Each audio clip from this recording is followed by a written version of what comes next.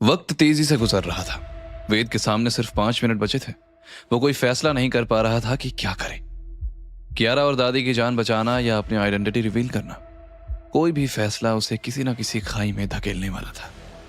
यही सोचते हुए वो चुपके से चारों तरफ देखते हुए बचने का कोई तरीका ढूंढ रहा था। ऐसा लग रहा था मानो खुद जिंदगी उसका टेस्ट ले रही हो। उसके सब्र का बांध टूट गया और वो फ्रस्ट्रेट होते हुए अचानक गुस्से में सामान इधर उधर फेंकने लगा और चिल्लाया, अरे मैं पहाड़ में ही अच्छा था। यहां तो ये अम्मा के दूत मेरे पीछे पड़े हैं। एक तरफ पिस्टल दादी और उनकी नकचड़ी पोती को झेलो और दूसरी तरफ ये काले लिबास के कौए। मैं नहीं खेल रहा ये गेम, बस यार। वेद अपना सर पकड़ लिया और किसी बच्चे की तरह रोते हुए बोला, अरे मुझे क्या पता था ये लड़की कपड़ा और मकान के बदले ये मुझसे मेरी आते ही ले लेंगे। पूरी दुनिया मिलकर मुझे पागल बना रही है। मुझे घर जाना है। सुन रहे हो ना भगवान जी, मुझे घर जाकर दाल चावल खाना है। मैं नहीं जानता कुछ और।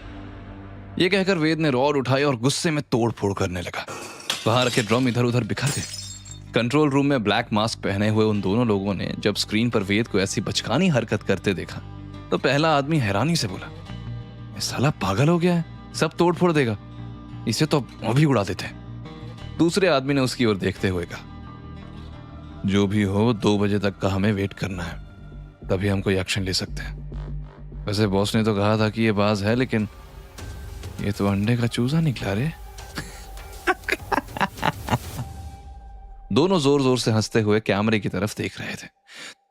तभी वेद रॉड घसीटते हुए दूसरी तरफ पड़ने लगा और अगले ही पल रॉड के घसीटने से निकलती चिंगारी की वजह से एक ड्रम में ब्लास्ट हुआ और चारों तरफ आग फैलने लगी। ये देखकर दोनों आदमी हक्के बक्के रह गए। नीचे सामान में लगी आग देखकर वेद डरते हुए पीछे हटने लगा। उसका चेहरा आग की लपटों की रोशनी से चमक रहा था, लेकिन उसकी आंखों में ऐसा खौफ नजर आ रहा था जो उसके बचपन की डरावनी याद का गवाह था। वो याद जब उसने जलती मशालों के साथ लोगों को अपने माँ बाप के पीछे भागते देखा था। उसी वक्त कंट्रोल रूम में बैठा पहला आदमी हड़बड़ा कर उठा और बोला, शिट, गोदाम में आग बढ़ती जा रही है, हमें जल्दी यहां से निकलना होगा। इसे लिए बिना नहीं जा सकते। अगर ये मर गया तो बॉस हमें जिंदा जला देंगे। बॉस के खास इंस्ट्रक्शंस है। ठीक है, इससे पहले कि ये खुद भी जाए और हमें भी ले जाए, मैं बैकअप बुलाता हूं। तब तक नीचे चलते हैं, समय नहीं है हमारे पास। आग इतनी तेज है कि 2 मिनट में पूरी फैक्ट्री खाक हो जाएगी। Backup team, move in now, target in the fire zone. फिर दोनों तेजी से नीचे दौड़े। नीचे धुआं इतना घना था कि सांस लेना मुश्किल हो गया था। वेद खांसते हुए पीछे हटा, लेकिन अब उसकी आंखों में डर नहीं, एक प्लान था। वे दोनों आदमी वेद को धुएं के बीच में खोजने लगे। उन्हें वेद एक कोने में बेहोश मिला। उन्होंने तुरंत वेद को उठाया और आग से बचते हुए बाहर भागे। बाहर दोनों आदमी धुएं से खांसने लगे। उनकी पकड़ वेद पर ढीली हुई और वेद ने मौके का फायदा उठाकर एक के घुटने पर जोरदार वार किया और दूसरे के चेहरे पर एक भारी घूंसा मारा। बस चंद सेकंड में वेद ने दोनों को ढेर कर दिया था। वेद ने उन दोनों के गले में वही ब्लैक स्नेक लॉकेट देखा और बुदबुदाया, कायर समझे क्या, फायर निकला मैं। मुझे पता था तुम लोग मुझे मरने नहीं दोगे, क्योंकि अगर तुम मारना चाहते तो पहले ही मार देते। असल में वेद जब बचने का रास्ता सोच रहा था तब उसे कोने में एक ड्रम नजर आया जिस पर एक केमिकल का नाम लिखा हुआ था जो हाईली फ्लेमेबल केमिकल था। बस तभी वेद को आग लगाने का आइडिया आया, लेकिन वेद को नहीं पता था कि असली बला अभी टली नहीं है। वो वहां से निकलता तभी पीछे से एक कड़क आवाज सुनाई दी, तुम्हारा वक्त खत्म वेद। आवाज सुनकर वेद ने पलट कर देखा तो पीछे 9 लोग एक जैसे कपड़े और मास्क पहने खड़े थे। सबसे आगे उनका लीडर लेदर का कोट पहने खड़ा था। एक्टिंग अच्छी कर लेते हो, लेकिन यह हीरोगिरी दिखाकर तुमने बहुत बड़ी गलती की है। अब 2 जिंदगियां ऊपर सिधारने वाली हैं और उसका जिम्मेदार कोई नहीं बल्कि तुम हो गए। वेद की आंखों में जरा भी हैरानी नहीं थी, जैसे वो पहले से जानता था कि वे लोग आएंगे। वो अपना दांव लेकर तैयार था। उसने कहा, दादी और कियारा को छोड़ दो, बदले में मैं तुम्हें वो आधी तस्वीर दे दूंगा जिसमें वो कोट छुपा है। ये सुनते ही लीडर चुप हो गया और सोचने लगा, लेकिन वेद को कोई टेंशन नहीं थी। उसे पता था कि उसका यह दांव खाली नहीं जाएगा। और हुआ भी कुछ ऐसा ही। लीडर ने तुरंत फोन लगाया और इंस्ट्रक्शंस दिए, उस लड़की को छोड़ दो और हॉस्पिटल से हमारे आदमियों को वापस बुला लो। यह कहकर उसने वेद की तरफ देखा, तुम लोग इतने अच्छे तो हो नहीं जो मैं यकीन करूं। लीडर ने अपने फोन पर कैमरे का लाइव फुटेज दिखाया जिसमें दादी सेफ थी और कियारा गाड़ी से बाहर उतरकर कंपनी के अंदर जा रही थी। तब वेद ने अपने वॉलेट से एक मुड़ी हुई फोटो का टुकड़ा निकाला। ठीक है, मान लेते हैं तुमने उन्हें जाने दिया। ये रही तस्वीर। लीडर जैसे ही आगे बढ़ा, वेद ने भी तस्वीर देने के लिए हाथ बढ़ा दिया, लेकिन जैसे ही लीडर ने तस्वीर पकड़ी, वेद ने अचानक उस पर हमला कर दिया। उसने लीडर का हाथ मरोड़ा और उसे जमीन पर पटक दिया, लेकिन बाकी 9 आदमी वेद पर टूट पड़े और तस्वीर उसके हाथ से छूट गई। पर वक्त किसका मोहताज था? वेद ने 1-2 आदमियों को आसानी से ढेर कर दिया। पिछले कई सालों में उसने क्या किया ये कोई नहीं जानता, लेकिन इतना तय था कि उसने फाइटिंग बखूबी सीखी थी। उसने spin kick, elbow shot, floor slam जैसे मूव से सबको गिरा दिया। लेकिन तब तक लीडर तस्वीर लेकर गायब हो चुका था। वेद ने तुरंत कियारा को कॉल किया। कियारा ने फोन उठाया। कियारा, तुम ठीक हो?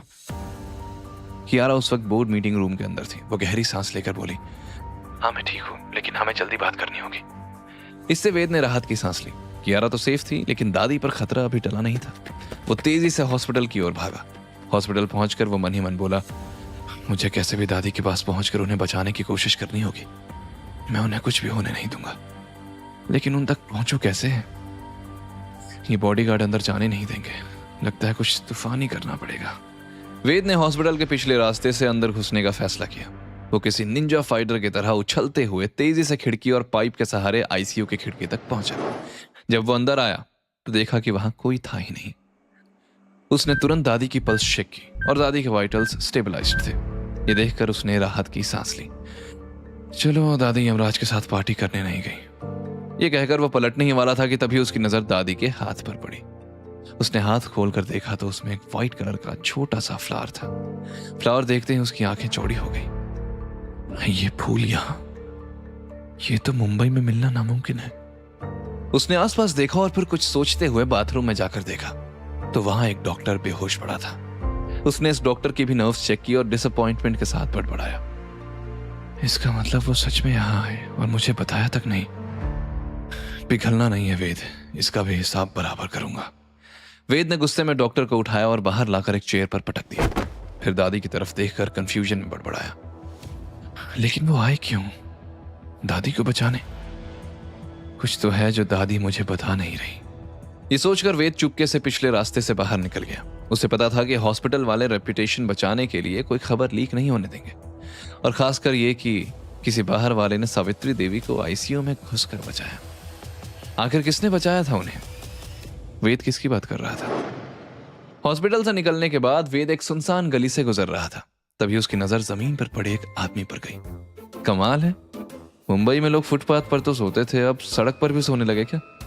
फिर वो कंधे उछालकर आगे बढ़ने लगा, लेकिन तभी उसकी नजर उस अधेड़ उम्र के आदमी के हाथ पर पड़ी जो अकड़ कर हल्का नीला पड़ गया था। वेद तुरंत उसके पास आकर घुटनों के बल झुक गया। लगता है आज डॉक्टर खेलने का दिन है। वेद उस आदमी की नब्ज चेक करने लगा और जल्दी से उस आदमी के पैरों के तलवे पर एक्यूप्रेशर पॉइंट दबाने लगा। फिर उसने उस आदमी के सीने पर पंप किया और उसकी हथेली पर 2 जगह उंगलियों से प्रेस करने लगा। चल भाई उठ जा। एक बार प्रेशर से हथेली दबाते ही उस आदमी की सांस लौटने लगी और वो हल्का सा खांसते हुए होश में आया और कमजोर आवाज में बोला, मैं मर तो नहीं गया? अरे मरते तो स्वर्ग या नर्क में होते, फिलहाल तो आप मुंबई के खड्डों वाली सड़क पर ही हो। आदमी ने हैरान होकर वेद की तरफ देखा जो उसकी पल्स चेक कर रहा था। आपका शुगर लेवल डाउन हो गया था, आपको हाइपोग्लाइसीमिया है, आगे से ध्यान रखना। बिना डायग्नोसिस के तुम्हें कैसे पता चल गया कि मुझे हाइपोग्लाइसीमिया है? आपकी नब्ज धीमी थी, होठ नीले, पसीना बहुत था लेकिन बुखार नहीं था, और आपकी उंगलियां नीली पड़ने लगी थी, और आपकी कलाई पर वो इंजेक्शन मार्क, शायद इंसुलिन लेते हो, लेकिन कल रात को खाना मिस किया होगा, तभी शुगर की कमी से बेहोश हो गए। आदमी ने चौंक कर अपना हाथ देखा। हाँ मैं डायबिटिक हूं और आज दिन भर मैंने कुछ खाया भी नहीं। तो अगली बार इंसुलिन लेने से पहले खाना खा लेना। खाली पेट इंसुलिन दवा नहीं, जहर बन जाती है। ठीक है, अब मैं चलता हूं। यह कहकर वेद फटाक से उठकर तेजी से भाग निकला और वो आदमी हक्का बक्का रह गया। अरे नाम तो बताते जाओ। लेकिन तब तक वेद उसकी आंखों से ओझल हो चुका था। इधर रायजादा मेंशन में हड़कंप मचा हुआ था। जब वेद मेंशन वापस आया तो मेट्स ने बताया कि कियारा जब से घर आई थी उसने खुद को अपने कमरे में बंद कर लिया था। वेद घबराते हुए मन ही मन बोला, कहीं कियारा को कुछ। वो तेजी से सीढ़ियां चढ़कर कियारा के कमरे के दरवाजे तक पहुंचा। उसने दरवाजे पर हल्के से दस्तक दी, लेकिन बार बार दस्तक देने के बाद भी दरवाजा नहीं खुला तो वेद हवेली के पीछे गया। ये पोती और दादी दोनों कसरत बहुत करवाती हैं। पहले हॉस्पिटल में चढ़ना पड़ा और अब यहां। वो तेजी से पाइप से चढ़कर खिड़की से सीधा अंदर कूदा। व्हाट द हेल, तुम यहां कैसे आ गए? बंदर हो क्या? उसे सही सलामत देखकर वेद ने राहत की सांस ली। अगर मैं बंदर तो तुम मेरी बंदरिया। उसने फिर आसपास नजर दौड़ाई तो देखा कि टेबल पर ढेर सारी फाइल्स बिखरी थी। लैपटॉप पर फाइनेंशियल रिपोर्ट्स खुली थी और कियारा के चेहरे पर थकान के साथ साथ हताशा साफ दिख रही थी। तुम क्या सीक्रेट छुपा रहे हो हमसे? I received a message today. ये कहते हुए कियारा ने वेद को मैसेज दिखाया।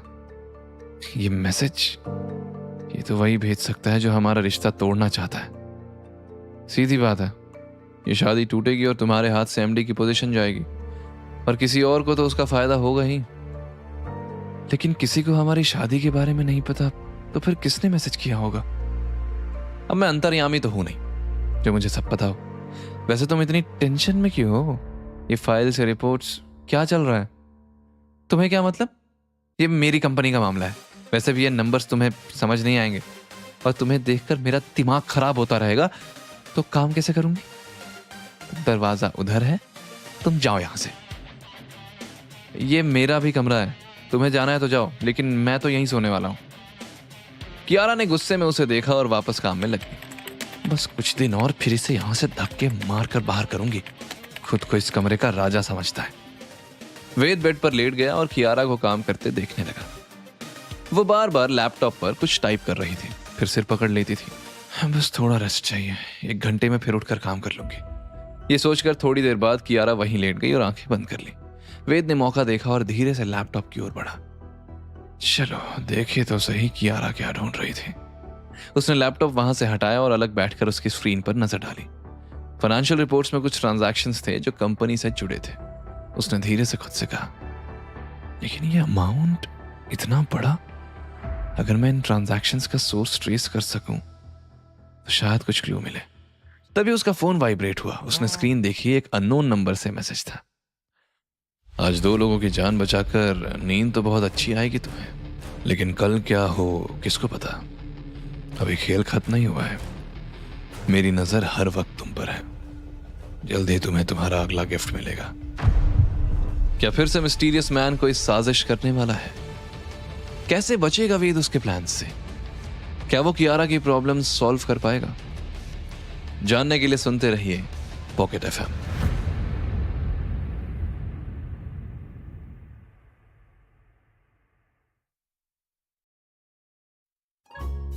वेद लैपटॉप पर इतने सारे बटन्स देखकर परेशान हो गया और मन में सोचने लगा, ये कियारा की हील्स और इस लैपटॉप के बटन्स दोनों एक जैसे चिटचिट की आवाज क्यों करते हैं यार? वेद बेटे, अगर उन हील्स का शिकार नहीं बनना है तो इन बटनों का राज समझना पड़ेगा। वो एक एक करके सारे बटन्स दबाने लगा। चलो देखते हैं ये चमकता हुआ डब्बा कौन कौन से खेल दिखाता है। तभी अचानक एक फाइल खुली, लेकिन उसमें पासवर्ड लगा हुआ था। उसने 2 बार ट्राई किया लेकिन रॉन्ग पासवर्ड निकला। अब उसके पास आखिरी मौका था। कुछ सोचने के बाद उसने टाइप किया और फाइल ओपन हो गई। वेद की आंखें खुल उठी। पर ऐसा क्या था पासवर्ड में जो वेद भी जान गया था और हैरान भी था? वो शीट देखते हुए रात भर जागकर डायरी में कुछ नोट्स बनाता रहा। काफी कुछ जोड़ने और घटाने के बाद एक कंक्लूजन पर उसकी आंखें बड़ी हो गई। ये क्या भाई, हर महीने की 15 तारीख को एक जैसा अमाउंट अलग अलग कंपनी वालों को जा रहा है। दूसरी तरफ शहर के बाहर एक सीक्रेट हाईटेक अंडरग्राउंड में एक गोल्डन मास्क पहने हुए आदमी किंग साइज सोफे पर बैठा अपने पालतू जंगली भेड़ियों को मांस के टुकड़े खिला रहा था। तभी एक ब्लैक मास्क वाला आदमी आया और उसने भेड़ियों को देखकर घबरा कर बोला, साहब वो वेद बचकर निकल गया। वो बहुत स्मार्ट है, हमने उसे कम समझा था, लेकिन ये फोटो मिल गई। फोटो देखते हुए उस ब्लैक मास्क वाले आदमी का हाथ कांप रहा था। साहब ने फोटो ली और आधी फोटो देखते ही जोर जोर से हंसने लगा। उसकी खतरनाक हंसी की गूंज सुनकर वो आदमी और भेड़िया सहम गए। फिर अचानक साहब चुप हो गया और बोला, 2 मामूली जिंदगियां बचाने के लिए उसने इतनी कीमती चीज खो दी। बेवकूफ, उसका बाप भी ऐसा ही था। सच इमोशनल फूल्स। लेकिन ऐसे लोगों से ही तो हमारा फायदा है। उसने फिर ब्लैक मास्क वाले आदमी को ऑर्डर देते हुए कहा, नजर रखो उस पर। और अभी के लिए जिंदा भी। वो आदमी हाँ में सिर हिलाकर वहां से बाहर निकल गया। लेकिन अब देखना यह है कि वेद को इस बात का एहसास कब होगा और क्या करेगा वेद उस फोटो को वापस पाने के लिए। अगली सुबह खिड़की से आती हल्की रोशनी कियारा के चेहरे पर पड़ रही थी। वो वैसे ही सोई हुई थी जैसे रात को काम करते करते लैपटॉप सीने पर रखे रखे नींद में चली गई हो। आंख खुलते ही उसकी नजर घड़ी पर पड़ी तो उसका दिल बैठ गया। Shit shit shit shit, meeting में सिर्फ आधा घंटा बचा है। ये सोचकर वो एक झटके में उठ बैठी और चादर नीचे गिर गई और बड़बड़ाते हुए वो बाथरूम की ओर भागी। मैं इतनी देर से कैसे उठी और वो फाइल, डैम, अब क्या होगा। कुछ ही मिनट बाद कियारा बाथरूम से बाहर निकलकर तैयार होने के लिए आईने के सामने आई तो उसने देखा वहां पहले से ही वेद खड़ा था। तुम यहाँ क्या कर रहे हो वेद? कियारा ने तीखे लहजे में पूछा और फिर उसे डांटने लगी।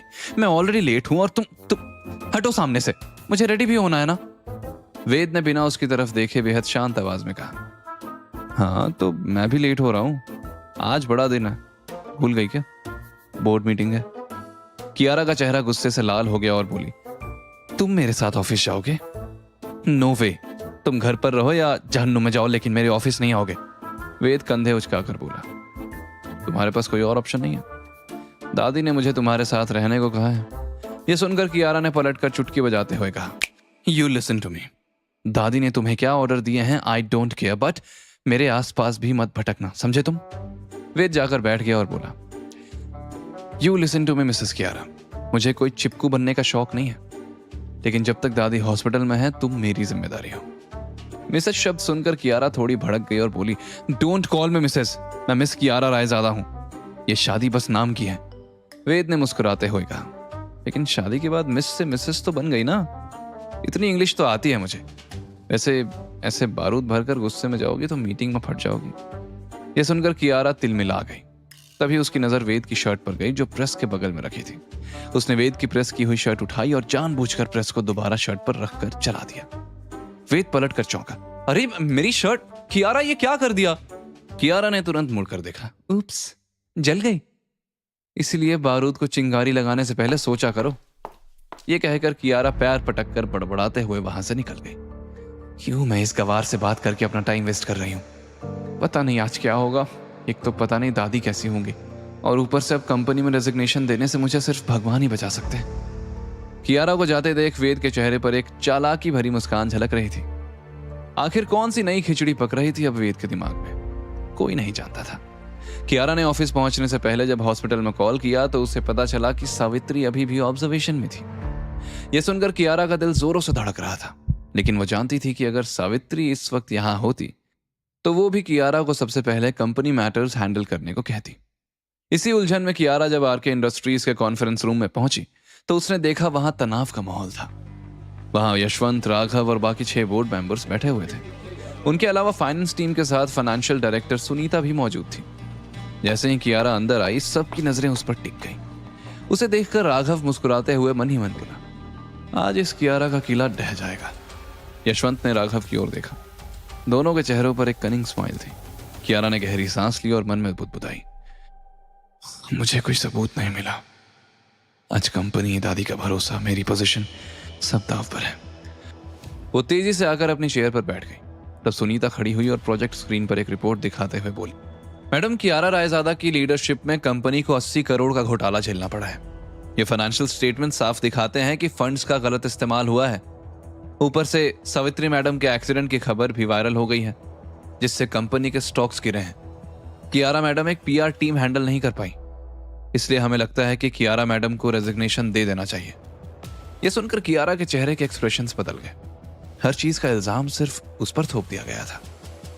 इससे पहले कि कियारा कुछ एक्सप्लेन करती, बोर्ड मेंबर्स ने एक एक करके कियारा को ब्लेम करना शुरू कर दिया, जैसे वो इसी दिन के इंतजार में बैठे थे। उसी बीच यशवंत ने मॉकिंग टोन में कहा, एक यंग लड़की को मां ने बिना सोचे समझे पोजीशन दे दी थी तो ये तो होना ही था। कियारा का चेहरा गुस्से से तिलमिला उठा। वो कॉन्फिडेंटली बोली, चाचा जी, दादी कोई फैसला बिना सोचे समझे नहीं लेती और मैंने भी हर फैसला कंपनी के हित में लिया था। अगर मेरे मना करने पर भी पीआर टीम से एक छोटी सी बात नहीं संभाली गई तो गलती टीम की है, मेरी नहीं। और रही बात फाइनेंशियल घोटालों की, तो वो मैं उसका पता लगाने की कोशिश कर रही हूं। अरे कब से पता लगा रही हो? कहीं ऐसा तो नहीं कि ये सब नाटक है और असल में ये फ्रॉड तुमने ही करवाया था ताकि कंपनी फंड का पर्सनल यूज कर सको? कियारा गुस्से में बोली, are you out of your mind? मैं अपनी ही कंपनी का नुकसान क्यों करूंगी? तब एक मेंबर बीच में बोला, बट तुम्हारी देखरेख में ही तो ये सब हो रहा है। Just resign. ये सिर्फ मेरा नहीं, हम सबका फैसला है। ये सुनकर कियारा ने मिस्टर गुप्ता की तरफ देखा तो उन्होंने सर झुका लिया, क्योंकि वो कियारा के लिए कुछ कर नहीं पा रहे थे और बाकी सब उसे निकालने के सपोर्ट में थे। ये देखकर कियारा का गला रूंध गया। तब एक मेंबर ने कियारा के सामने रेजिग्नेशन लेटर रखा और उसके हाथ में पेन देते हुए चिढ़कर कहा, sign this, we don't have already. Kiara की आंखें नम हो गई और पेन पकड़े हुए उसके हाथ कांपने लगे। उसने साइन करने के लिए हाथ आगे बढ़ाया ही था कि तभी बिना दस्तक के कॉन्फ्रेंस रूम का दरवाजा खुला। वेद पूरे स्वैग में अंदर आया। सबको देखकर वो मन ही मन बोला, शो शुरू करने का टाइम आ गया है। सबकी नजरें उस पर टिक गई। तब वेद ने जाकर कियारा के हाथ से पेन छीन लिया। ये देखकर राघव भड़क उठा, ये क्या तमाशा है? बोर्ड मीटिंग में चपरासी भी आ गया। तुम्हारी जरूरत नहीं है, निकलो यहां से। उसे देखकर कियारा ने सर पकड़ लिया। कियारा मन में बुदबुदाई, ये इडियट फिर तमाशा करने आ गया। इससे शादी करने का कोई फायदा ही नहीं हुआ। मेरी पोजीशन तो अब गई और आज ही मेरी जिंदगी से भी जाएगा। वेद ने राघव की ओर देखा और एक बड़ी सी स्माइल के साथ कहा, मैं कियारा मैडम का असिस्टेंट हूं और सावित्री मैम ने मुझे अपॉइंट किया है, इसलिए मुझे यहां रहने का पूरा हक है। राघव ने हंसते हुए पूछा, तुझे असिस्टेंट बना दिया? अरे देखो, नाउ आई नो कि दादी पर उम्र का असर होने लगा है, तभी तो ऐसे बेकार डिसीजंस ले रही हैं। और ये और असिस्टेंट, हुलिया देखो इसका, ये तो चपरासी बनने लायक भी नहीं है। ये कहते हुए उसने कियारा की तरफ ऐसे देखा जैसे मॉक कर रहा हो। वेद सुनकर रहने वालों में से नहीं था, इसलिए उसने कहा, सावित्री मैम उम्र में भले ही बुजुर्ग हों, लेकिन उनकी अथॉरिटी तुमसे तो ज्यादा ही है। इस कंपनी के डिसीजंस वो लेती हैं, तुम नहीं, इसलिए ज्यादा उछलने की कोई जरूरत नहीं है। राघव का चेहरा लाल हो गया। ठीक है, उन्होंने तुझे अपॉइंट किया है ना, तो इस कंपनी का सर्वेंट है। चल जा, सबके लिए ठंडा ला, तुझे वही काम सूट करता है। यह सुनकर वेद मुस्कुराया, लेकिन वेद की मुस्कान उसकी आंखों तक नहीं पहुंच रही थी। उसकी चाल ऐसी कॉन्फिडेंट थी जैसे बाज अपनी अगली चाल के लिए तैयार हो रहा हो। उसने सामने से पानी का ग्लास उठाया और अचानक ही राघव के सर पर उड़ेल दिया। जैसा आप कहें। उसने फिर एक खाली चेयर पर बैठते हुए कहा, मेरे गांव में कहते हैं जब कुछ उबल रहा हो तो ठंडा पानी डाल दो और वो ठंडा हो जाता है। और किसी को ठंडा होना है? उसके ऐसे एटीट्यूड से तो एक पल के लिए बोर्ड रूम में सन्नाटा छा गया। कियारा भी हक्की बक्की रह गई। उसने सोचा नहीं था कि हमेशा स्माइल करने वाला वेद ऐसी हरकत भी कर सकता है। यशवंत ने गुस्से में कहा, ये लड़के, ये क्या बदतमीजी है? भूलो मत तुम एक मामूली असिस्टेंट हो, निकल जाओ यहां से। वेद ने कंधे उचकाए और पानी का दूसरा ग्लास उठाया। कियारा की हंसी छूट गई, लेकिन सबकी नजरों से बचते हुए उसने खुद को काम किया। सबकी सांसें अटक गई कि कहीं वेद यशवंत पर पानी न फेंक दे। वेद मजाकिया अंदाज में बोला, बदतमीजी? सर, आप तो एक मामूली असिस्टेंट की बात से इतना ऑफेंड हो गए। राघव ने गुस्से में टेबल पर रखा पेपर वेट उठाया और वेद पर फेंक कर चिल्लाया, अपनी औकात में रह तू, समझा? सिक्योरिटी, इसे बाहर फेंको अभी तुरंत। वेद ने झटके से हवा में पेपर वेट पकड़ा और उसे उसी रफ्तार से राघव की ओर वापस उछाल दिया। पेपर वेट राघव के माथे पर लगा और वो बेहोश होकर कुर्सी से गिर पड़ा। ये सब इतना जल्दी हुआ कि कोई कुछ समझ नहीं पाया। सबके मुंह खुले के खुले रह गए। वहीं कियारा बड़ी बड़ी आंखों से वेद को देखती रह गई। वो मन ही मन बोली, ये तो आज अलग ही टशन दे रहा है। वेद ने अपनी शर्ट ठीक की और कहा, वो हमारे पहाड़ों में कहते हैं जो आपको दिया जाए उसे सूद समेत लौटाओ। लेकिन ये भाई साहब तो झेल ही नहीं पाए। वैसे घबराओ मत, बस बेहोश हुआ है, थोड़ी देर में होश में आ जाएगा। वेद ने सामने टेबल पर कियारा की तरफ एक खुली हुई डायरी फेंकी। मैडम, ये 47 फेक इनवॉइसेस चेक कर लो। कियारा गुस्से में उठने ही वाली थी, लेकिन डायरी पर लिखे शब्द पढ़कर रुक गई। उसने तुरंत अपनी एक फाइल खोली और पढ़ते हुए हैरानी से बोली, ये कैसे पॉसिबल है? तुमने ये कैसे ढूंढा? वेद मुस्कुराते हुए बोला, भले ही बिजनेस नहीं समझता, लेकिन नंबर्स का मैं खिलाड़ी हूं। ये ढूंढना तो मेरे बाएं हाथ का खेल था। कियारा हैरान थी कि एक महीने में वो और उसका अकाउंटेंट जो नहीं कर पाए, वो वेद ने एक रात में शायद कुछ घंटों में कर दिया था। उसने तुरंत प्रोजेक्टर पर ट्रांजैक्शन शीट में सारी फेक इनवॉइसेस को पॉइंट किया ताकि बाकी बोर्ड मेंबर्स देख सके। ये देखकर यशवंत के चेहरे से पसीना टपकने लगा। उसने चुपके से किसी को मैसेज भेजा, रिमूव ऑल द ट्रेसेस। तभी वेद ने जोर से ताली बजाई। अचानक कॉन्फ्रेंस रूम का दरवाजा फिर खुला और कुछ लोगों की टीम अंदर आई। लेकिन उस टीम के सामने जो आदमी खड़ा था उसे देखकर लोगों का मुंह खुला का खुला रह गया। कियारा की हैरानी से आंखें बड़ी हो गई और वो धीरे से बुदबुदाई, मिस्टर अमित खन्ना यहाँ? वेद, तुम इन्हें कैसे जानते हो और ये यहाँ कैसे? It's impossible. जवाब देने के बजाय वेद हल्के से मुस्कुराया और फिर मन ही मन बोला, इम्पॉसिबल क्या है क्या नहीं ये तो मैं नहीं जानता, लेकिन जो भी ट्रेटर है उसे तो मैं जल्द ही बेनकाब करूंगा। आखिर इस कंपनी को बचाकर ही मुझे मेरी मंजिल की चाबियां मिलेंगी। दादी की शर्तों को पूरा करके मुझे मेरे माँ बाप के कातिल तक ले जाएगी और दूसरी चाबी इस शहर में मेरी असली पहचान का दरवाजा खोलेगी। उनके लिए, दादी के लिए और खुद को साबित करने के लिए मुझे यह टास्क जल्द ही पूरा करना होगा। कौन है अमित खन्ना? अब तक एक डिलीवरी बॉय की जिंदगी जी रहा वेद आखिर कैसे जानता है उन्हें? क्या वेद कंपनी बचाने में कामयाब होगा या दिखानी पड़ेगी उसे अपनी असली सच्चाई सबके सामने? वेद का ये मूव कौन सा मोड़ लाएगा उसके और कियारा के बीच? आखिर क्या है यशवंत और राघव की असली साजिश? क्या वेद अपनी मम्मी पापा का सच ढूंढ पाएगा? जानने के लिए सुनते रहिए पॉकेट एफएम।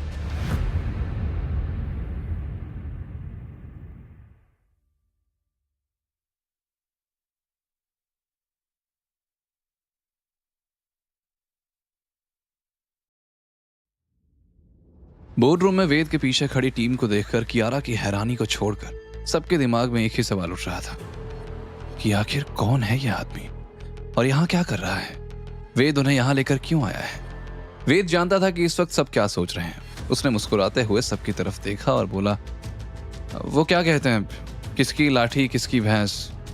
इसलिए आज और अभी से इस कंपनी का घोटाला सबके सामने लाने के लिए ना आपको हाथ पैर मारना है और ना ही मैडम को रिजाइन करना है।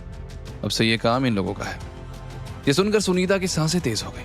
उसने यशवंत की तरफ देखा और फिर अपने इमोशंस कंट्रोल करके बोली, हम कैसे भरोसा करें? हैं कौन ये लोग? ये भी फ्रॉड हुए तो? तभी टीम के बीच में खड़ा एक आदमी सामने आया और बोला, फ्रॉड? तो आपको हम पर यकीन नहीं है? ये कहते हुए उसने अपना बिजनेस कार्ड सामने रखा। बिजनेस कार्ड पढ़कर सुनीता के होश उड़ गए। Countries most expensive financial crime specialist mister Amit Khanna. Amit Khanna बहुत फेमस था। वो किसी भी कंपनी के छोटे से लेकर बड़े घोटाले का खुलासा कर सकता था, लेकिन उसे हायर करना इजी नहीं था। कियारा ने भी उसे इनवाइट किया था, लेकिन अमित का 6 महीने का शेड्यूल पैक था। तो फिर अब वो यहां कैसे आ गया था? क्या सच में उसे वेद ने बुलाया था? पर कैसे? वेद ने कियारा के माथे पर शिकन देखकर कहा, कियारा मैडम, अब से मिस्टर खन्ना की टीम आपके लिए काम करेगी। वो चोर की दाढ़ी में तिनका ही नहीं, पूरी की पूरी चुराई हुई दाढ़ी भी ढूंढ लेंगे। मिस्टर खन्ना को देखकर कियारा उठ खड़ी हुई। अब उसके अंदर भी कॉन्फिडेंस आ गया था। आप लोग जानते ही हैं कि अमित खन्ना की टीम क्या कर सकती है। मुझे एक और मौका दीजिए, मैं जल्दी फाइनेंशियल फ्रॉड को ढूंढ निकालूंगी। उसकी बात सुनकर सब आपस में फुसफुसाने लगे। फिर उनमें से एक बोर्ड मेंबर मिस्टर गुप्ता ने कहा, ठीक है, कियारा को एक आखिरी मौका दे सकते हैं, लेकिन जल्द से जल्द हमें रिजल्ट चाहिए। यह सुनकर कियारा के चेहरे पर हल्की सी स्माइल आ गई, लेकिन यशवंत ने मुट्ठी बांध ली। उसे किसी भी हाल में सावित्री के डिस्चार्ज होने से पहले कियारा को हटाना था, लेकिन अब यह इम्पॉसिबल लग रहा था। वहीं वेद ने सुनीता की ओर देखा और कहा, सुनीता जी, सारी फाइल्स मिस्टर खन्ना को हैंड ओवर कर दें और कियारा मैडम को वो ओरिजिनल रिपोर्ट भी। और फिर आप सब लोग ये डिसाइड कर लीजिए कि जो पकड़ा जाएगा उसे क्या सजा मिलेगी। सुनीता ने झिझकते हुए रिपोर्ट और सारी फाइल्स अमित को और उसकी टीम को दे दी। उन्होंने फटाफट फाइल्स और डेटा चेक करना शुरू किया। जैसे जैसे घड़ी की टिक टिक बढ़ रही थी, वैसे वैसे सुनीता के दिल की धड़कन भी तेज हो रही थी। आज तो मेरा खेल खत्म। वहां बैठे बैठे मेंबर्स उनकी तरफ हैरानी से देख रहे थे। थोड़ी ही देर में राघव को भी होश आ गया। वो गुस्से में वेद को मारने के लिए उठने ही वाला था, लेकिन यशवंत ने उसे रुकने का इशारा किया और अमित की तरफ देखने को कहा।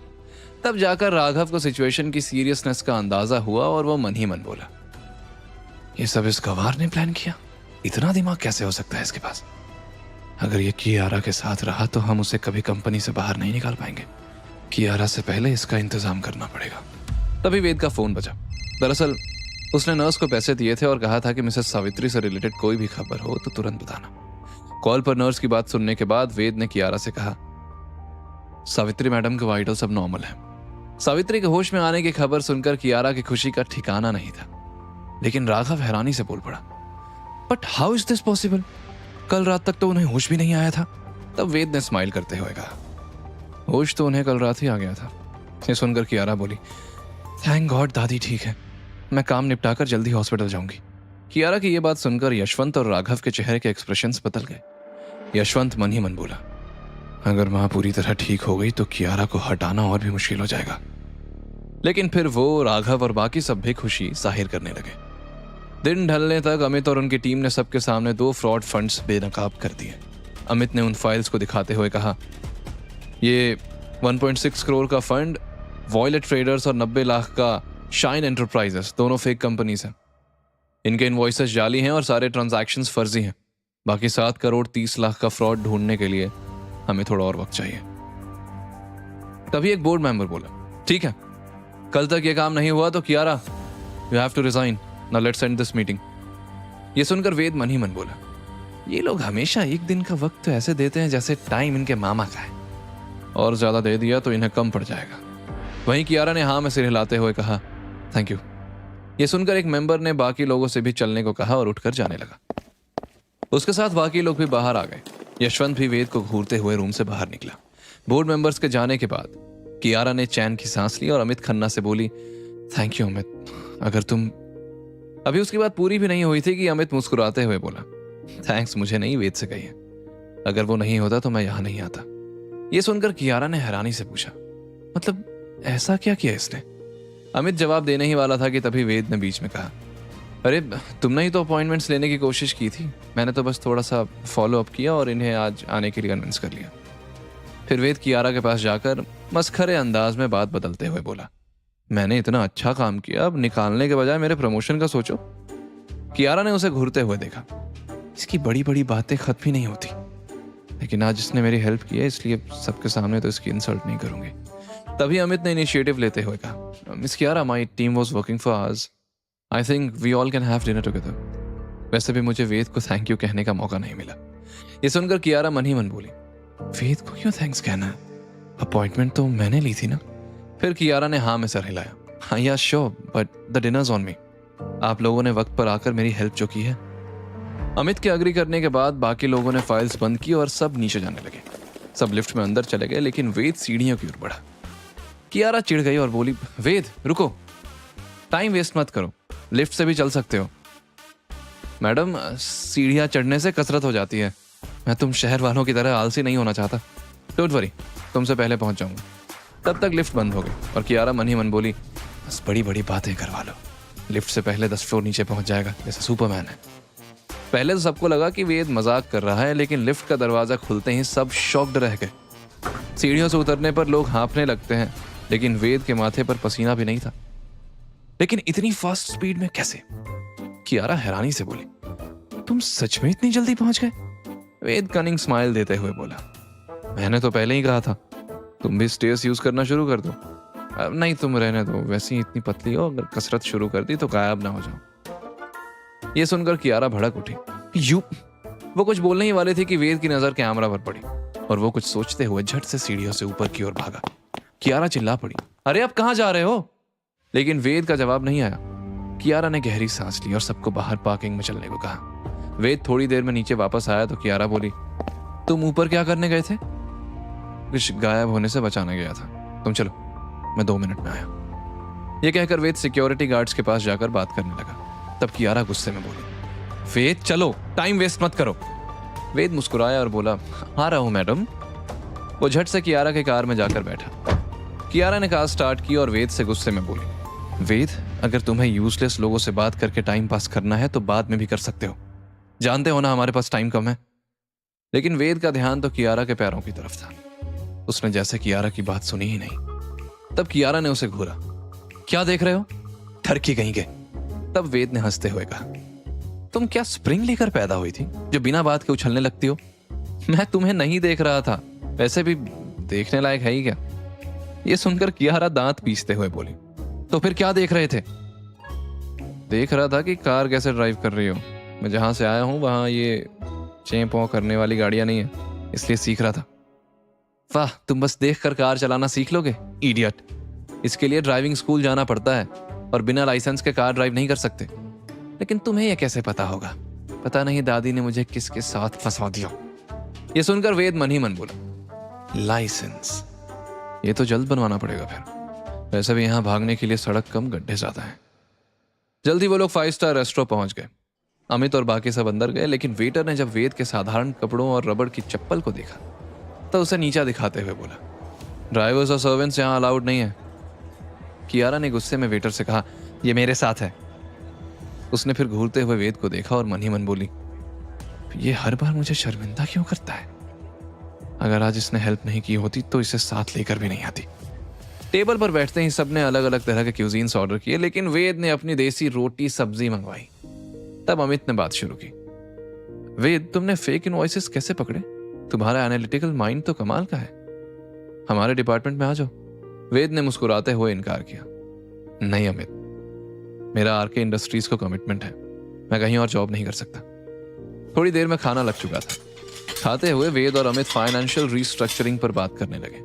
वेद को हाथ से खाना खाते देख कियारा बहुत एम्बैरेस्ड फील कर रही थी, पर वेद को इस बात से क्या ही फर्क पड़ने वाला था कि कोई इसके बारे में क्या सोचता है। वो उल्टा बहुत क्यूरियस था कि अमित और उसकी टीम कैसे काम करती है।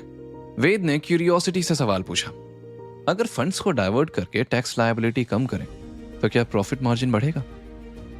उसके ऐसे ही अलग अलग सवाल से अमित हैरान था और कियारा का तो मुंह ही खुला रह गया। ये डिलीवरी बॉय बिजनेस भी समझता है? How is this possible? Kiara के फोक से पनीर का टुकड़ा नीचे गिर गया और उछलकर सामने प्लेट में जा गिरा। तब वेद ने हंसते हुए कहा, हाथ से भी खाना खा सकते हैं कियारा मैडम, ये सब फोर पोक फॉरेन वालों के चोचले हैं। ये सुनकर कियारा तिलमिला गई और बोली, तुम जैसे गंवार शहर के तौर तरीके नहीं सीख पाओगे। वेद ने कॉन्फिडेंस से कहा, मैं शहर को नहीं अपनाऊंगा, लेकिन इस शहर को मुझे अपनाना पड़ेगा। तभी वेद की नजर ट्रांसपेरेंट ग्लास से होकर बाहर की तरफ पड़ी। उसने एक शख्स को रेस्टोरेंट के बाहर देखा, जैसे वो उन लोगों पर नजर रख रहा था। वेद सस्पिशियस होकर धीरे से बोला, कियारा मैडम, लगता है कोई प्रॉब्लम होने वाली है। यह सुनकर कियारा ने तंज कसा, तुम्हें तो हर जगह कॉन्स्पिरेसी नजर आती है। उसने ये कहा ही था कि तभी उसका फोन बजा।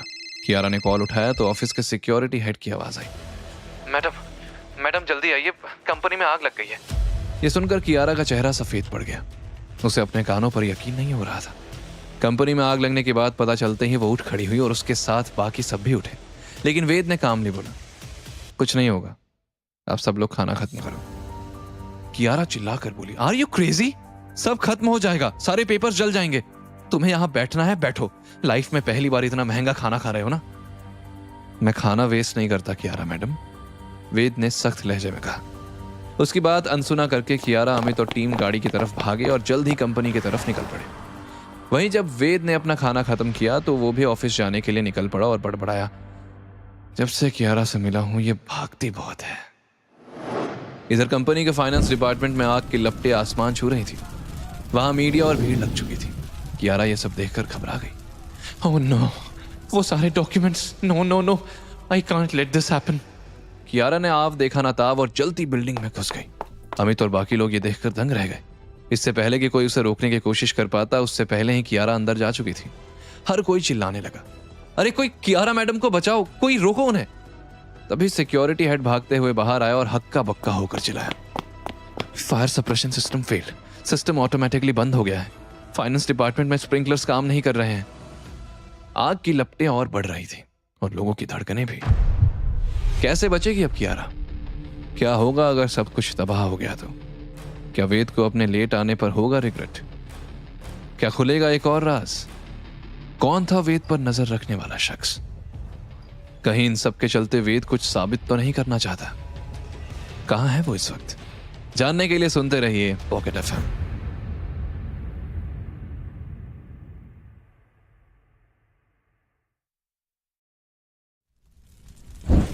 आरके इंडस्ट्रीज की बिल्डिंग के 10th फ्लोर पर हर ओर धुएं की मोटी परत फैलती जा रही थी। बिल्डिंग के बाहर खड़े लोगों में अफरा तफरी मची हुई थी, क्योंकि कियारा बिल्डिंग के अंदर अपने इंपॉर्टेंट पेपर्स बचाने के लिए घुस गई थी। तभी वेद वहां पहुंचा। उसे देखते ही अमित उसके पास आया और हड़बड़ी में बोला, वेद, कियारा अंदर चली गई है, फायर ब्रिगेड आने में टाइम लगेगा, हमें कुछ करना होगा। कियारा और कॉन्फिडेंशियल डॉक्यूमेंट्स दोनों खतरे में हैं। वेद का दिल आग देखकर जोरों से धड़क रहा था। दूसरी ओर खड़ी सीमा चीख रही थी, कोई कियारा मैडम को बचाओ प्लीज, वो अंदर है, somebody help, please call the fire brigade. ये सुनते ही वेद की नजरें ऊपर 10वें फ्लोर की खिड़की से उठती आग की लपटों पर गई और वो वहीं फ्रीज हो गया। उसे बचपन की वो रात याद आ गई। गद्दार, गद्दार, गद्दार का बेटा, पकड़ो उसे। एक बार फिर उसके कानों में यही शब्द गूंज रहे थे। उन मशालों की आग उसके दिल में वैसे ही धधक रही थी जैसे बिल्डिंग में लगी आग। वेद ने आंखें बंद की और मन ही मन कहा, ये आग मेरी सबसे बड़ी दुश्मन है। माँ पापा को खा गई, आज फिर मुझसे मेरा सब कुछ छीनने आई है। लेकिन मैं ऐसा होने नहीं दूंगा। वेद की आंखें खुली तो उसकी आंखों में अलग ही चिंगारी चमक रही थी। वो इस सिचुएशन पर हल्के से हंसा और बोला, देवा रे देवा, इस लड़की के चक्कर में अब आग से भी दोस्ती करनी पड़ेगी। बप्पा मोरिया, ये वेद अब तेरे हवाले। अभी अभी तो शादी हुई है, बाल बच्चे बाकी हैं। वो गहरी सांस लेकर दौड़ते हुए बिल्डिंग के अंदर घुसा तो सिक्योरिटी गार्ड्स, अमित और बाकी लोग शॉक्ड हो गए। सीमा अनायास बोल पड़ी, वेद मैडम के लिए अपनी जान दांव पर लगा रहा है? क्यों? ऐसा तो कोई अपना भी नहीं करता। अंदर की लाइट डिम पड़ रही थी। वेद ने लिफ्ट पर नजर डाली जो अब तक बंद थी और सोचा, अगर कियारा सीढ़ियों के जरिए ऊपर गई होगी तो अभी 10th फ्लोर तक नहीं पहुंची होगी। इधर कियारा 4th फ्लोर पर थी। उसकी सांस फूल चुकी थी और ऊपर जाते हुए धुआं बढ़ने लगा था। उसका सांस लेना मुश्किल हो रहा था। तभी वेद वहां पहुंचा और चिल्लाया, कियारा, कहां जा रही हो? कियारा ने पलट कर वेद को देखा तो हैरान रह गई। तुम यहां क्यों आए? डांस करने आया हूं, यहां ऑडिशन चल रहा है ना। पागल लड़की, तुम्हें लेने आया हूं, चलो नीचे। कियारा पलटकर फिर से सीढ़ियां चढ़ते हुए बोली, मैं नहीं आऊंगी, I have to save those documents.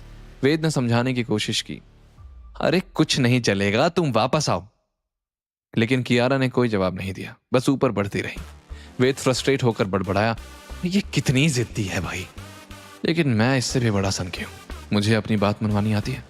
वेद भाग कर गया और कियारा को पकड़कर उसे जबरदस्ती कंधे पर उठा लिया। व्हाट द हेल, तुम क्या कर रहे हो? Leave me. तो हड़बड़ा कर उतरने की कोशिश करने लगी। बस कियारा, अब ड्रामा बंद करो।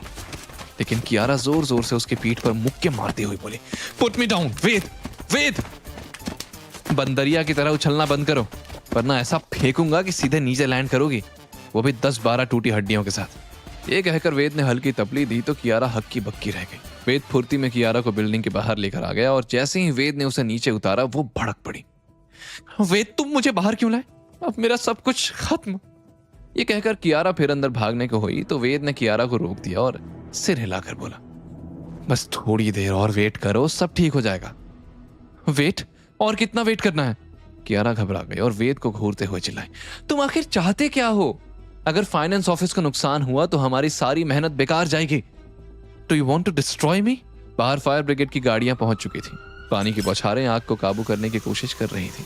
तभी एक सिक्योरिटी गार्ड भागते हुए आया और वेद के हाथ में एक बड़ा सा बॉक्स थमाते हुए बोला, सर, ये रहे सारे डॉक्यूमेंट्स जो 10th फ्लोर पर थे। वैसे सर, आप तो एकदम नक की भविष्यवाणी किए थे। इसीलिए सिक्योरिटी गार्ड ने भी पहले ही फायर ब्रिगेड को अलर्ट कर दिया था। सच में कमाल ही कर दिया आप, हमको भी थोड़ा टिप्स देने का ना। वेद ने तिरछी नजर से कियारा की तरफ देखा और गार्ड को बोला, हाँ हाँ क्यों नहीं, लेकिन ये डॉक्यूमेंट्स अपनी मैडम को दो। इन डॉक्यूमेंट्स के लिए आग में कूदने को तैयार थी। उनकी बातें सुनकर कियारा का मुंह खुला रह गया। उसने तुरंत बॉक्स के अंदर से कुछ फाइल्स निकाली और हैरानी से बड़बड़ाई, ये सारे डॉक्यूमेंट्स सेफ हैं? गार्ड खुशी से बोला, हाँ मैडम, हमको सर ने ऑर्डर दिया था कि कुछ गड़बड़ हो सकती है और हम सभी डॉक्यूमेंट्स फाइनेंस डिपार्टमेंट से हटा लें। अब मैं जाकर अंदर देखता हूँ। उसके जाने के बाद वेद ने हल्के से मुस्कुराते हुए कियारा से कहा, देखा मैडम कियारा जी, सिक्योरिटी गार्ड्स यूजलेस नहीं होते, वो भी कंपनी का इंपॉर्टेंट हिस्सा है। ये सुनकर कियारा थोड़ी शर्मिंदा थी। तभी अमित उनके पास आकर हैरानी से बोला, वेद, तुम्हें पहले से पता था ये होगा, लेकिन कैसे? वेद कैजुअली कंधे उचकाते हुए बोला, हाँ सीधी अकल वाली बात है। जब गुनहगार सामने आने वाला होता है तो सबसे पहले वो क्या करेगा? एविडेंस मिटाएगा ना। तब कियारा ने उसे घूरते हुए पूछा, तो अगर तुमने सब पहले से प्लान कर रखा था, बताया क्यों नहीं? वेद एक आईब्रो रेस करते हुए कहा, पता है कियारा मैडम, तुम्हारी सबसे बड़ी प्रॉब्लम क्या है?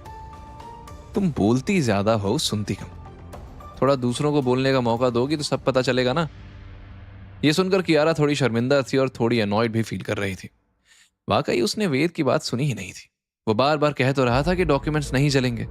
वेद की अनएक्सपेक्टेड स्मार्टनेस की वजह से आज सब बच गया था। कियारा आहिस्ता से वेद से बोली, मतलब एक्चुअल में किसी ने जानबूझकर आग लगाई? वेद ने हाँ में सर हिलाया। यही तो बता रहा हूं, कोई है जो नहीं चाहता कि ये इन्वेस्टिगेशन हो, लेकिन वो जो कोई भी है उसने एक बड़ी गलती तो कर दी है। पहले दादी का एक्सीडेंट, न्यूज लीक होना, तुम पर रिजाइन का प्रेशर, और अब ये। सोचो कि कौन कौन से लोग हैं जो इन सारी घटनाओं को अंजाम दे सकते हैं। तुम्हारा कोई बहुत क्लोज। कियारा एक बार फिर सोच में पड़ गई, लेकिन वो किसी कंक्लूजन पर आती कि तभी फायर ऑफिसर ने माइक पर अनाउंस किया, fire under control, finance floor isolated, cause suspected electrical fault, investigation underway. Fire brigade ने करीब आधे घंटे में आग पर काबू पा लिया था। आरके इंडस्ट्रीज का फाइनेंस डिपार्टमेंट पूरा काला पड़ चुका था, दीवारें झुलस चुकी थी और छत से धुआं अब भी निकल रहा था। उसी वक्त 2 मुंबई पुलिस की जीप गेट पर आकर रुकी। गाड़ी से इंस्पेक्टर, कांस्टेबल और फोरेंसिक एनालिस्ट और एक कैमरा पकड़े हुए आदमी बाहर है। उन्होंने फायर ऑफिसर से बातचीत की तो पता चला कि अंदर कोई नहीं था, सिर्फ सामान ही जला है। इंस्पेक्टर सख्त लहजे में बोला, यहाँ सिर्फ कंपनी से जुड़े इंपॉर्टेंट मेंबर्स, सिक्योरिटी टीम और फाइनेंस टीम रुकेगी, बाकी सब जगह खाली करो रे। यहाँ रील शूट करने का नहीं, चलो हटो, पुलिस को काम करने दो। कियारा और सिक्योरिटी हेड जैसे ही इंस्पेक्टर से मिले तो इंस्पेक्टर कियारा को देखकर तुरंत पहचान गया, जो उसने दादी के एक्सीडेंट के बाद हॉस्पिटल में मिला था। इंस्पेक्टर ने टॉन्टिंग टोन में कहा, क्या मैडम, पहले आपकी दादी का एक्सीडेंट और फिर अब कंपनी में आग, बड़ा झोल है। ज्यादा ही दुश्मन पाल लिए हैं आपने और पुलिस का काम बढ़ा दिया है। इंस्पेक्टर ने तुरंत सिक्योरिटी हेड को ऑर्डर दिया, सीसीटीवी फुटेज निकालिए, फायर से ठीक पहले का लास्ट 1 घंटा। थोड़ी ही देर में कॉन्फ्रेंस रूम में सब लोग टीवी स्क्रीन के सामने खड़े थे। सीसीटीवी में नॉर्मल फुटेज चल रही थी, लेकिन कुछ देर अचानक कैमरे की स्क्रीन फ्रीज हो गई। फोरेंसिक ऑफिसर सीरियस होकर बोला, सर ये साबोटाज है, कोई डिलिबरेटली डीवीआर सर्वर में टैंपरिंग करके फीड करप्ट कर गया, ये मैटर कुछ और ही है। वे धीरे से बोला, एग्जैक्टली उसी वक्त ये कैमरा फ्रीज हुआ है जब आग लगना शुरू हुई, और ये सब बहुत प्लानिंग के साथ किया गया है। इंस्पेक्टर ने फिर कियारा से कहा, हमारी थ्योरी क्लियर है, ये एक्सीडेंट नहीं, एक प्री प्लान्ड अटैक है, लेकिन फुटेज कैसे मिलेगी? वेद ने फिर तुरंत सिक्योरिटी गार्ड को इशारा किया और कहा, मैंने क्लाउड बैकअप सेटअप कराया था एक मिरर सर्वर में, अगर ये सर्वर करप्ट भी हो गई तो बैकअप सिस्टम में जरूर कोई फुटेज होगी। ये सुनकर कियारा ने चौंकते हुए वेद की तरफ देखा और बोली, इसको ये सब नॉलेज कहाँ से आई? वही इंस्पेक्टर तारीफ करते हुए बोला, वेरी स्मार्ट मूव, अब हमारा काम आसान हो जाएगा। ये सुनकर वेद मन ही मन बोला, इस स्मार्टफोन से सब सीखना कितना इजी है, दुनिया की सारी जानकारी आपके हाथ में है। फोरेंसिक ऑफिसर ने सेकेंडरी सिस्टम से बैकअप फुटेज एक्सट्रैक्ट करवाई। वीडियो प्ले हुआ, एक आदमी ब्लैक हुडी, कवर्ड फेस लिए इलेक्ट्रिक सिस्टम से छेड़छाड़ कर रहा था। ये देखकर कियारा की आंखें हैरानी से फैल गई और इंस्पेक्टर ने कहा, शायद यही वो इंसान है जिसने इस घटना को अंजाम दिया, लेकिन इसका फेस नहीं दिख रहा। वीडियो देखकर वेद मन ही मन बोला, इतना सब कुछ हो गया पर नो एक्सप्रेशंस, मतलब ये जो भी है फुल सपोर्ट है उसे, लेकिन कैसे पता लगाया जाए? वही इंस्पेक्टर कियारा से बोले, मैडम हम और इन्वेस्टिगेशन करेंगे, हो सकता है आपकी दादी के एक्सीडेंट और इस साजिश का कोई रिलेशन हो, we will contact you again. Kiara ने हाँ में सिर हिलाते हुए कहा, थैंक यू इंस्पेक्टर। इंस्पेक्टर और सबके जाने के बाद कियारा धीरे धीरे स्टेबल हुई, लेकिन अभी एक और टेंशन थी, अब काम कैसे होगा, सारे सिस्टम डाउन है।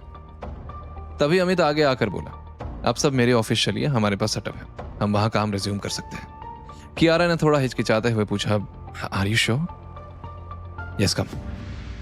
अमित अपनी टीम के साथ निकल पड़ा।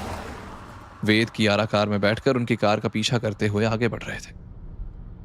थैंक्स, आई मीन सच में अगर तुम ना होते तो अब क्या करें, खीरा ककड़ी टमाटर तुम जैसी भी हो, मेरा ही सलाह दो, बचाना ही पड़ेगा ना। ये सुनकर कियारा फिर इरिटेट हो गई। वेद के अजीबोगरीब एग्जाम्पल्स कियारा के सामने उसके किए पर पानी फेरने का काम कर देते थे। कियारा ने मन ही मन सोचा, calm down Kiara, calm down, अगर इसने अच्छा काम नहीं किया होता ना तो इसकी ये उल्टी जुबान निकाल लेती। कुछ ही देर में वो लोग अमित के ऑफिस पहुंचे और जल्द ही पूरी की पूरी टीम कंप्यूटर्स पर काम में लग गई। कियारा भी उनके साथ रिपोर्ट्स चेक कर रही थी और वेद दूर चेयर पर बैठा टेबल पर पैर रखकर सब पर नजर रखे हुए था। आखिर क्या हाथ लगने वाला था इस इन्वेस्टिगेशन से, सब बेसब्री से जानना चाहते थे। काम करते करते कब सुबह हो गई किसी को पता ही नहीं चला, सब अपनी अपनी सीट पर लुढ़कते नजर आ रहे थे। तभी अचानक वेद सबके लिए चाय लेकर अंदर आया और बोला, लो भाई लोग और नहीं देवियों, वेद की तड़कती भड़कती चाय आ गई है, सबने चौंक कर उसकी तरफ देखा। सब के सब ठंडे पड़े हो, ऐसे में क्लाइमेक्स कैसे दिखाओगे? ये पियो। वेद के हाथों की तड़कती भड़कती चाय। जिसका भी दिमाग ऑफलाइन है ना, ये चाय पीकर ऑनलाइन हो जाएगा। कियारा ने भी कब उठाया, एक सिप ली और उसकी आंखें चौड़ी हो गई।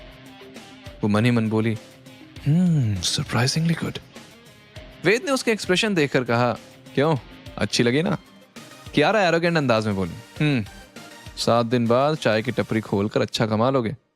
ये सुनकर वेद मुस्कुराया। क्या होगा जब कियारा को पता चलेगा कि कंपनी का असली मालिक वेद ही है? तभी अमित ने कहा, वेद तुम तो दिल ही जीत लिए यार, सच में दिमाग की नसें खुल गई। क्या डाला है इसमें? वेद ने हंसते हुए कहा, बस थोड़ा सा पेशेंस और चाय पत्ती शक्कर का बैलेंस है। सारे लोग चाय पीते पीते फ्रेश लगने लगे। कियारा की नजर वेद पर ही अटक गई, जो सबको कप सर्व कर रहा था। करीब 1 घंटे बाद सभी आरके इंडस्ट्रीज के ऑल्टरनेटिव बोर्ड रूम में बैठे थे। माहौल में एक अजीब सी टेंशन थी। कियारा और अमित की टीम के बाद जैसे ही वेद आया, सबके अंदर खलबली सी होने लगी। सबने अपने अपने पानी के गिलास थोड़े दूर खिसका दिए। राघव मन ही मन गुस्से में बड़बड़ाया, अगर इस बार कुछ किया तो साले को जेल भेज कर रहूंगा। वेद ने एक स्मग स्माइल दी और जाकर लास्ट सीट पर बैठ गया। अमित जाकर प्रोजेक्टर के पास खड़ा हुआ और एक फाइल खोली तो कियारा खड़े होकर बोली, Since everyone is so concerned about the company's finances, let me share what we have discovered. Projector पर एक चार्ट खुला।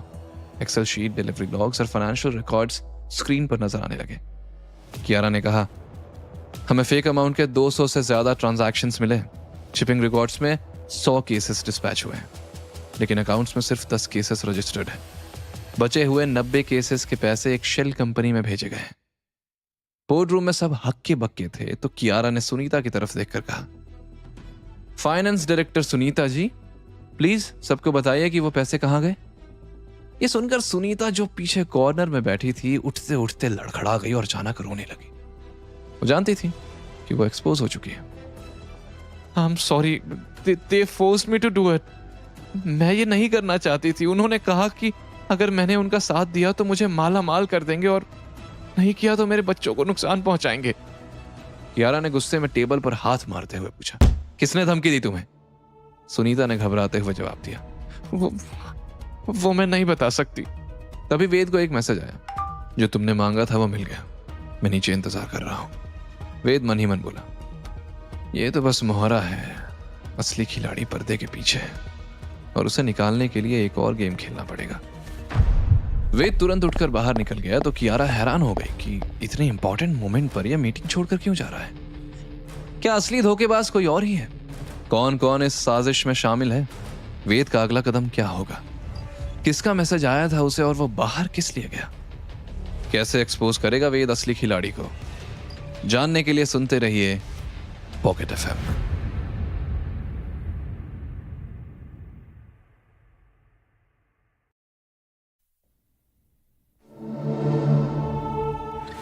बोर्ड रूम में एक अजीब सी चुप्पी थी। सुनीता की आंखों से आंसू थमने का नाम ही नहीं ले रहे थे। पर आज पहली बार कियारा की आंखों में दया नहीं, सिर्फ गुस्से की आग थी। सुनीता, अगर तुमने अब भी सच नहीं बोला तो जेल में अकेली सड़ती रहोगी। और वो आदमी जिसने तुम्हें धमकाया, क्या पता वो तुम्हारी बच्ची के साथ क्या करते। ये सुनकर सुनीता कांप उठी। नहीं मैम, ये सब आपके रायजादा फैमिली मेंबर्स का ही प्लान था। ये सुनकर तो पूरा बोर्ड रूम जैसे सन्न रह गया और सबसे बड़ा झटका लगा कियारा को। तब यशवंत तुरंत अपनी सीट से उठ खड़े हुए। This is all bullshit. ये औरत कुछ भी बोलेगी और आप सब मान लेंगे। वहीं राघव ने भी हामी भरते हुए कहा, हमारे खिलाफ ये एक साजिश है ताकि हमें कंपनी से हटाया जा सके। तब मिस्टर गुप्ता बोले, सुनीता को अपनी बात पूरी करने दो, उसने तो आप दोनों का नाम भी नहीं लिया। यह सुनकर सुनीता ने तुरंत कहा, मैं सच कह रही हूं। आप सब जानते हैं कि यह सब करना मेरे अकेले के बस की बात नहीं है। मुझे मैसेज आया कि बस कुछ एंट्रीज बदलनी है, एसेट्स को सस्ते में बेचकर पैसे बाहर के अकाउंट्स में भेजने हैं, शेल कंपनीज में। अगर मैं मना करती तो उन्होंने मेरे बच्चों की जान लेने की धमकी दी थी। यशवंत अपनी सफाई देते हुए ऊंची आवाज में बोले, क्या कोई प्रूफ है? बोलो। तब राघव भी कियारा की तरफ उंगली दिखाते हुए चिल्लाया, तुम अकेले इस कंपनी को खाना चाहती हो ना कियारा? तभी तो मुझे यहां से निकलवाना चाहती हो ताकि एमडी की पोजीशन के दावेदार कम हो जाए। यशवंत ने कहा, राघव इज राइट। कियारा एक एक करके सबको बाहर निकाल देगी और शुरुआत उसने अपने ही फैमिली मेंबर से की है।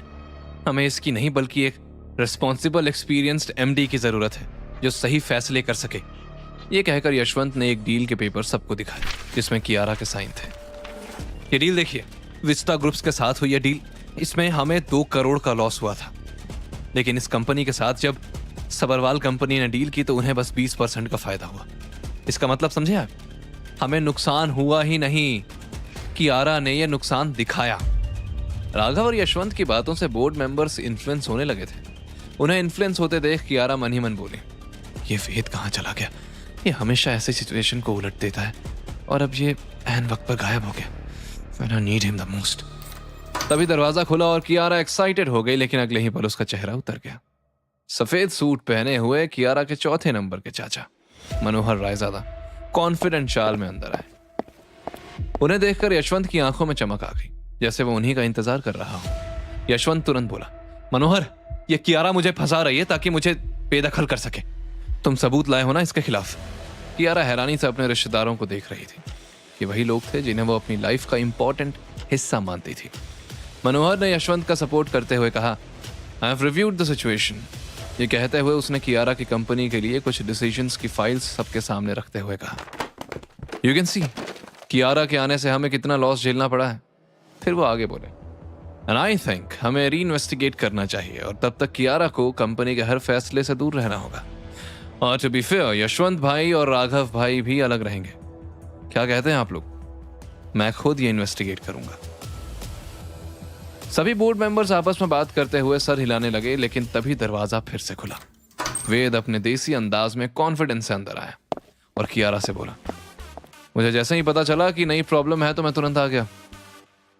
कितना ऊंचा बोलते हैं मनोहर अंकल, आपकी आवाज बाहर तक आ रही है। वैसे आप ड्रामा बहुत अच्छा करते हो। वेद को देखते ही राघव और यशवंत के चेहरे पर हवाइयां उड़ने लगी। यशवंत मन ही मन बुदबुदाया, ये जब भी आता है धमाका ही करके जाता है, कहीं फिर से प्लान पर पानी न फेर दे। वहीं वेद के आते ही कियारा की सांस में सांस आई।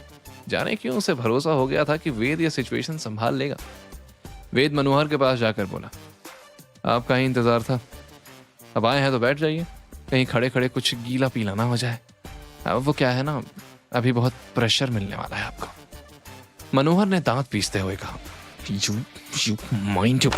लेकिन उसकी बात खत्म होने से पहले ही वेद ने एक फाइल टेबल पर फेंकते हुए कहा, अरे अभी तो मैंने बोलना भी शुरू नहीं किया और आपकी बोलती ही बंद हो गई। अब जरा ये भी बता दीजिए कि वेस्टर्न रीजन की सारी शेल कंपनीज को अप्रूवल किसने दिया था? कियारा ने हैरानी से वो फाइल खोली और कंटेंट पढ़ने के बाद उसने आगे मेंबर्स को फाइल पकड़ाई। अब तक बाजी मेरी रानी ने मारी है, लेकिन अब ये चेकमेट मैं करूंगा।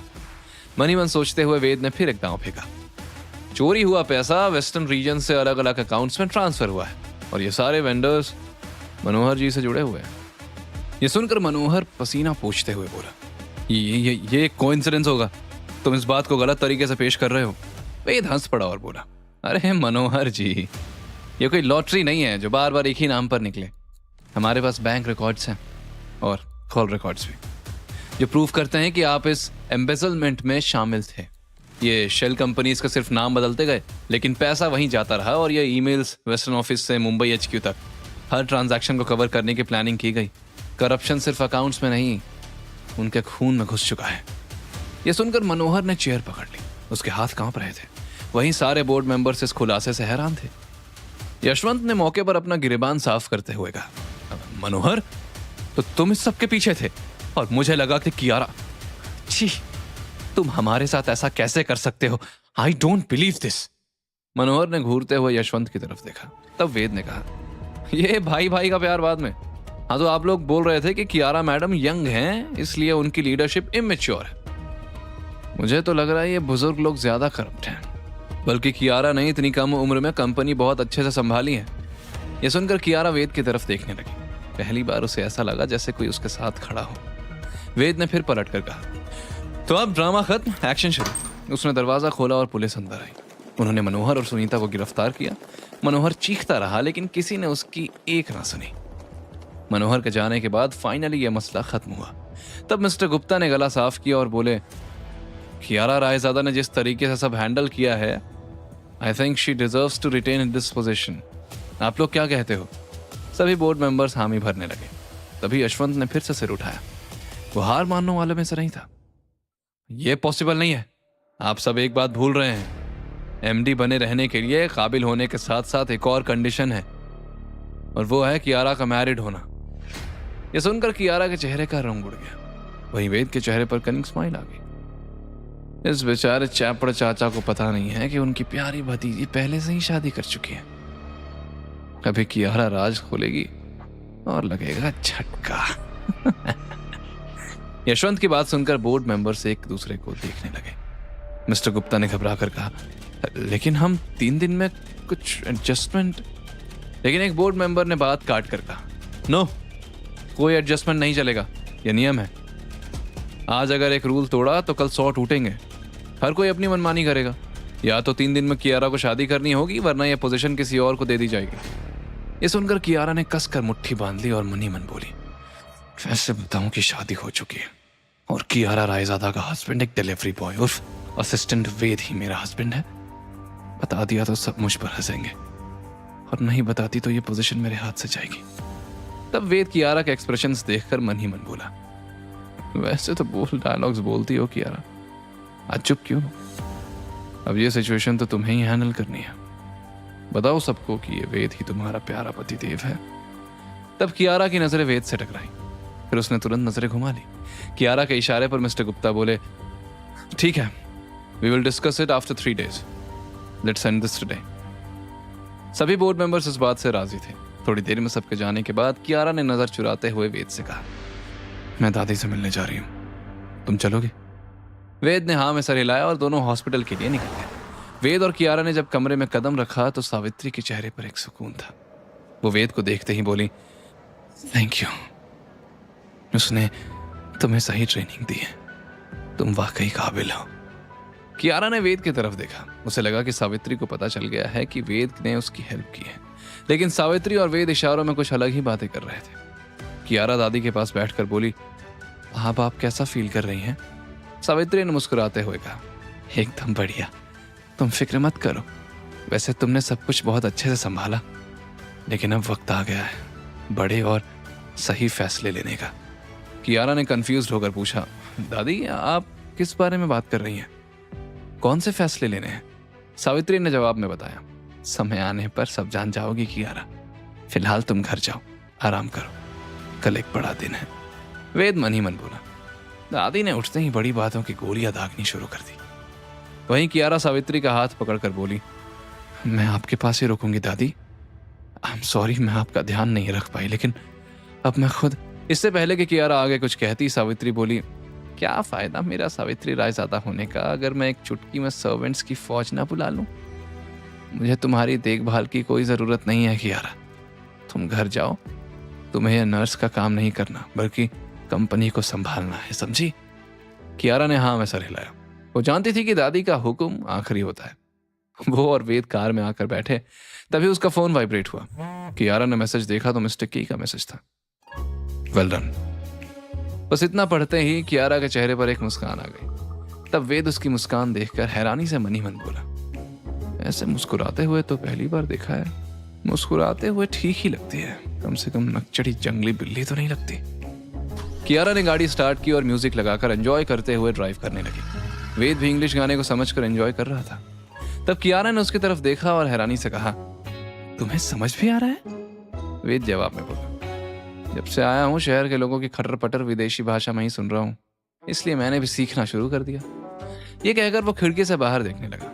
वही मिस्टर किंग के मैसेज के बारे में सोचकर कियारा मन ही मन मुस्कुरा रही थी। उसे पता भी नहीं चला कि उसकी कार कहां जा रही है, लेकिन तभी वेद ने झट से उसका स्टीयरिंग घुमा दिया और चिल्लाया, अरे संभाल के।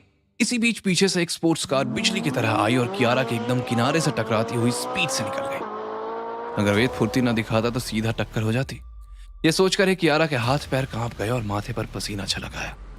वो कुछ कहती उससे पहले ही सामने चौराहे पर जोरदार धमाका हुआ। स्पोर्ट्स कार ने रेड लाइट क्रॉस करके सामने से आ रही एक इलेक्ट्रिक बाइक को सीधा उड़ा दिया। बाइक के पुर्जे हवा में उड़ते हुए इधर उधर बिखर गए। उस पर बैठे कपल हवा में उछलते हुए जमीन पर आ गिरे। ये देखकर वेद चिल्लाया, कियारा जल्दी गाड़ी रोको। कियारा ने भौहें चढ़ाई और बोली, वेद अब तुम्हें सड़क पर खड़े होकर तमाशा देखना है?